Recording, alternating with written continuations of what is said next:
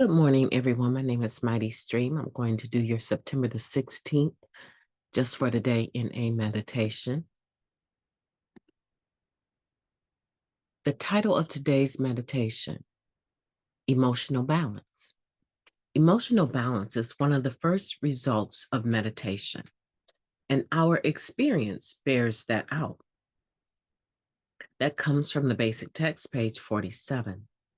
Though each of us defines emotional balance a little differently, all of us must find it. Emotional balance can mean finding and maintaining a positive outlook on life, regardless of what may be happening around us. To some, it might mean an understanding of our emotions that allows us to respond, not react to our feelings. It can mean that we experience our feelings as intensely as we can while also moderating their excessive expression. Emotional balance comes with practice in prayer and meditation. We get quiet and share our thoughts and hopes and concerns with the God of our understanding. Then we listen for guidance, awaiting the power to act on that direction. Eventually, our skills in maintaining near balance get better, and the wild up and down emotional swings we used to experience begin to settle. We develop an ability to let others feel their feelings. We have no need to judge them. And we fully embrace our own personal range of emotions. Just for today, through regular prayer and meditation, I will discover what emotional balance means to me. Let's take a moment of silence followed by the we version of the Serenity Prayer. Moment of silence now, please.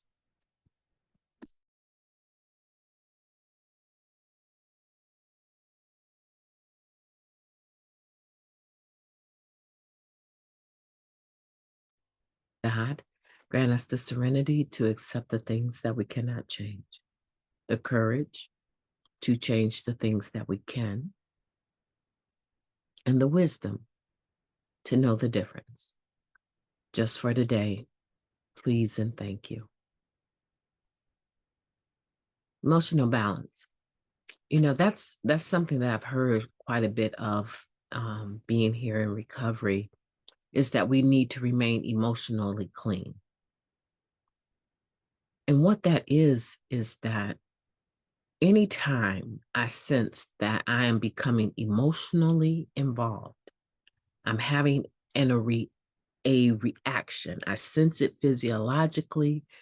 I sense it in my spirit. I sense it mentally. Anytime I see myself beginning to have an emotional reaction, I remind myself of one event that happened in recovery, and I remind myself of another event that happened at the roller skating rink.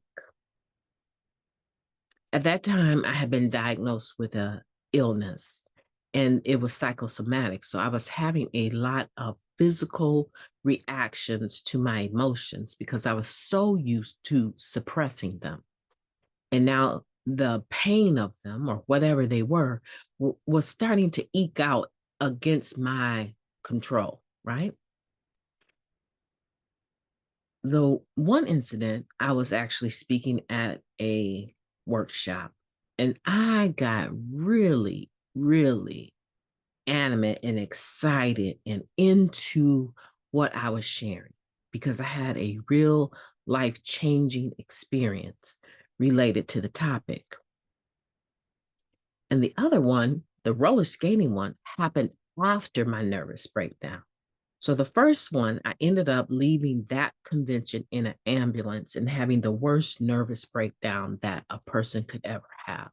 And to my recollection, I attributed it to me going into this particular topic without having had any sorting it out, without having talked to a sponsor. It wasn't even my workshop. It was a workshop I went into that someone failed to show up for. Okay. So in my recollection, I remember it as getting too emotionally excited about this particular topic and not having done the work. It caused my psyche to break. Now, the other one was some few months after I had begun to recover, and I wanted to go roller skating because that's what I love to do.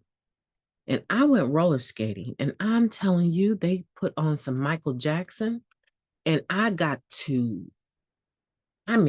doing the moonwalk on my roller skates. I was so into this moment.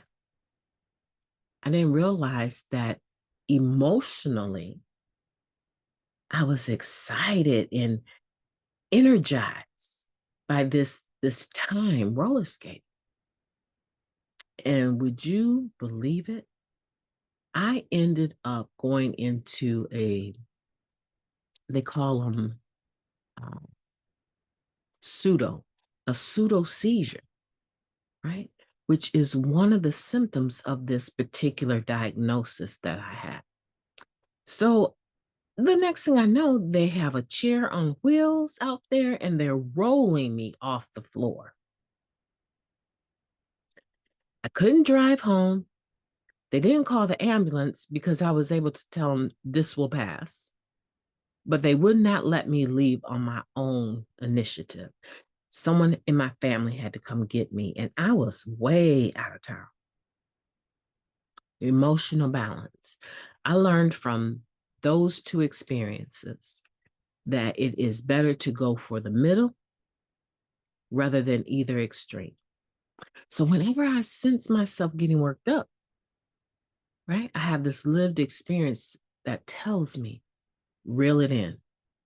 Good or bad, reel it in. I'm not saying be fake. I'm saying reel it in, sort out what I'm feeling so that it releases in a manner that is conducive and in agreement with my recovery mode. That's my experience. I began to learn through prayer and meditation that I can do it much quicker. I can recognize the emotions way down the road. I can look at a situation I'm about to walk into before I even get to it and know that I'm going to need to use my lived experience plus prayer and meditation to refrain from getting emotionally dirty. I can't use. And some people will say, you just seem so calm. Honey, please, I am not that calm of a person. I don't fight today. And I try not to use my words against people today. It is a result of Narcotics Anonymous, for which I am grateful. Today, I implore you to please take this meditation seriously and apply it to your life. That is my experience. I've enjoyed talking to you today. Have a beautiful day on purpose.